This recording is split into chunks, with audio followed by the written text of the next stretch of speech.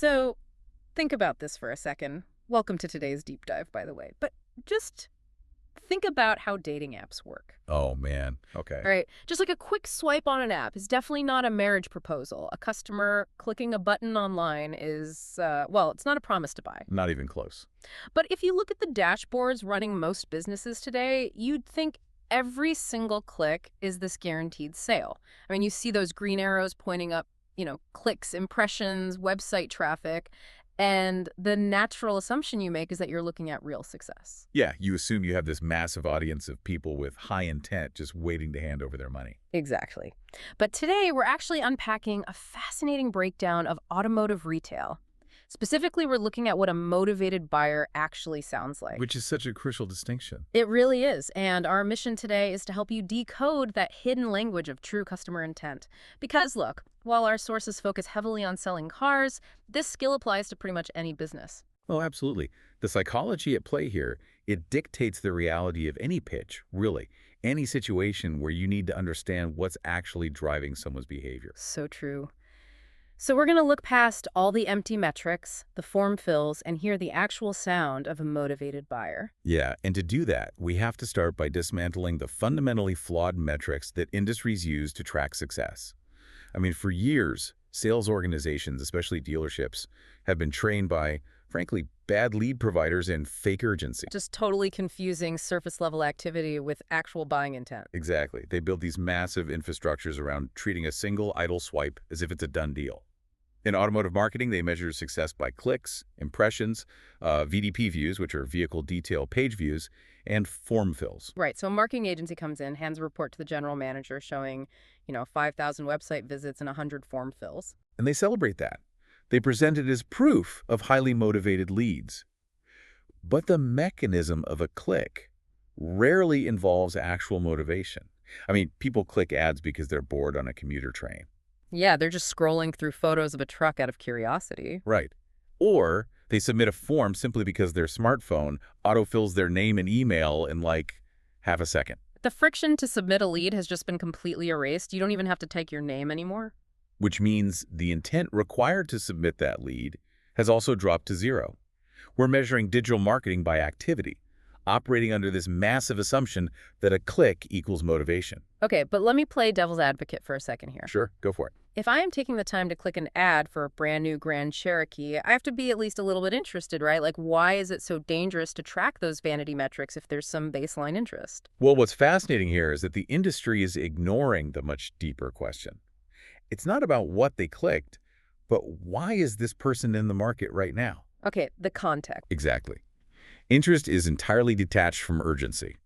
There is a massive structural difference between a browsing customer who says, I really like the look of the new Grand Cherokee, and a customer who says, my payment is killing me and I need to get out of this car. Oh, wow. Yeah, that's a completely different vibe. Right. One has curiosity. They might buy a car in a year, maybe never. The other has a tangible, immediate problem. And problems create pressure. Precisely. And when you treat those two customers as identical leads because they both triggered the same form fill, your sales team is going to waste so much time chasing that curious browser. Who is probably just dodging phone calls and ghosting text messages. Yep. And meanwhile, the salesperson entirely misses the person who's drowning in their monthly payment and desperately waving their hand for help. So, since surface-level clicks don't equal motivation, what does motivation actually sound like? Because the sources outline that it doesn't sound like someone marveling over leather seats. No. The best leads don't start with a vehicle at all. They start with a situation. A real-life problem. Exactly. Motivation sounds like pressure. It's paying too much, or being upside down on a loan, or a growing family that suddenly can't fit a third car seat in their sedan. Right, or someone whose credit just tanked, or they got a massive repair estimate that makes zero financial sense. Yeah. Motivated buyers rarely walk through the doors and say, I want to buy a car today. They use specific buyer language. They say things like, my lease is almost up, or my interest rate is ridiculous. I need to know what my trade is worth. Right. They're trying to move from a situation of distress into a situation of relief. But wait, so what does this mean for the poor salesperson who's just staring at a CRM system all day? That's the real dilemma. Because CRM software wants clean data. It prompts you with drop-down menus: make, model, year, color. A message that says, my teenager needs a car and my credit just tanked, doesn't fit neatly into a drop-down menu. It doesn't. And honestly, the architecture of CRM software is a huge part of the problem. If you look at how these systems were built, they're inventory matching Not tools. problem-solving tools. Right. They're designed to tie a customer record to a specific vehicle identification number. There's no data field for, afraid of the finance office. So the software implicitly trains the salesperson to ignore the messy human problem and force the conversation back to the inventory. Which perfectly sets up this industry obsession with the clean lead, right? And this myth of the best price buyer. Yes. Dealerships universally assume that the most ready-to-buy lead is the person asking, what's your best price? Which makes sense on the surface. I mean, asking about price sounds like buying behavior. It does on paper. But without context, it's a trap. A buyer could be sitting on their couch just copying and pasting, what's your best price, to 8 different dealerships to see who bites. Just a spreadsheet exercise, zero loyalty. Exactly. Now, change the context. What if they ask, what's your best price? I have to replace my car this week because mine was totaled. Oh, yeah. That context changes everything. Context is the intent. The first buyer is just shopping around. The second buyer is taking the bus to work and needs a solution by Friday.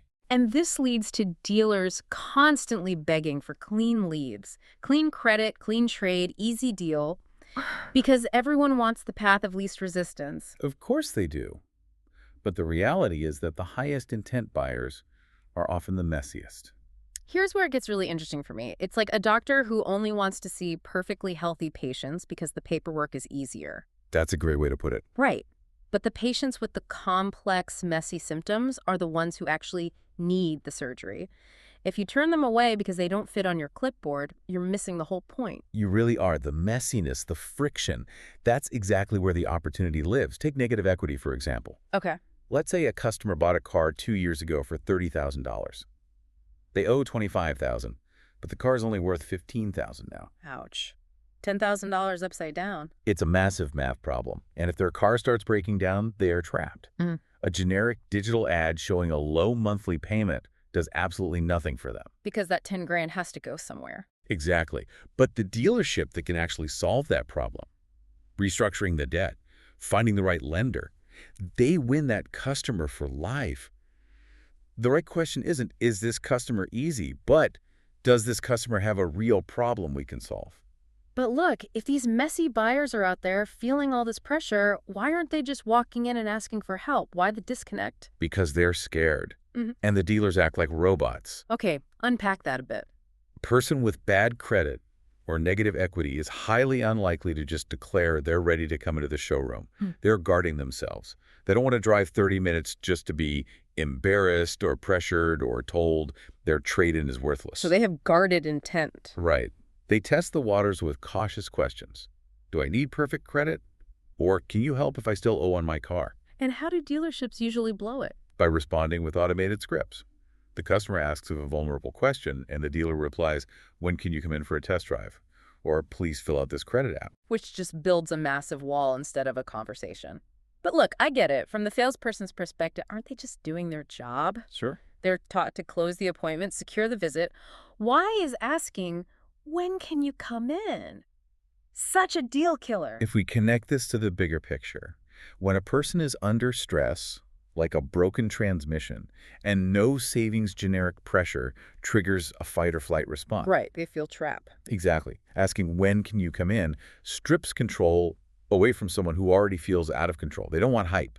They want a path. So how should a good salesperson respond? A strategic response meets them where they are. You say something like, we handle situations with existing loans all the time. Let's look at your payoff and see if trading out makes sense. Oh, that immediately lowers the temperature. It provides clarity about next steps without demanding a physical commitment.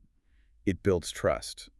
And trust is what guarded buyers actually respond to. But to prevent those robotic interactions, the context of the problem has to be captured early on, right? Like in the marketing, and then successfully handed off to the salesperson. Yes. You have to move from lead collection to demand generation. Okay, what's the difference? Generic marketing campaigns, the ones screaming huge sale this weekend, they just create contact information without context. That's lead collection.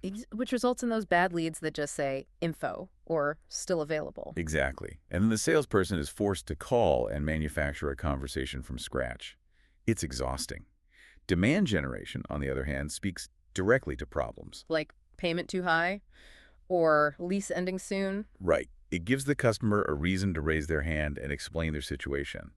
But the handoff is where it all falls apart. Right. The CRM strips the nuance. Yes. Customer clicks an ad for payment relief, fills out a form about their stress, and the CRM just sends a name and number to the sales floor. And the salesperson calls and says, hey, are you still interested in a vehicle? And the mismatch completely kills the deal. The buyer doesn't want to explain their trauma all over again to a stranger. It's like calling an emergency plumber because your pipes burst, and when they show up at your door, they cheerfully ask, so, are you still interested in water today? That's perfect, yes. It completely ignores the crisis. The buyer wants to know, the business understands why they reached out. So context really is everything. The future of sales relies on preserving that why. It's about training teams to hear motivation when it shows up, knowing exactly why the buyer raised their hand in the first place. So bringing it all together for you listening, whether you are selling cars, pitching a project, or just trying to understand people better, remember that true motivation sounds like a problem needing a solution. Not just a click on a dashboard. Exactly. We need to stop chasing those perfect, clean interactions and start really listening for the messy, guarded requests for help. And, this raises an important question that builds on all of this. Yeah, let's hear it. As businesses rush to automate everything with AI and chatbots to handle leads faster, are we actually stripping away the very human context, the messiness and the cries for help that makes a real connection possible in the first place? Man, that is something to think about. Thank you so much for joining us on this deep dive today. Keep looking beneath the surface, and we'll catch you next time.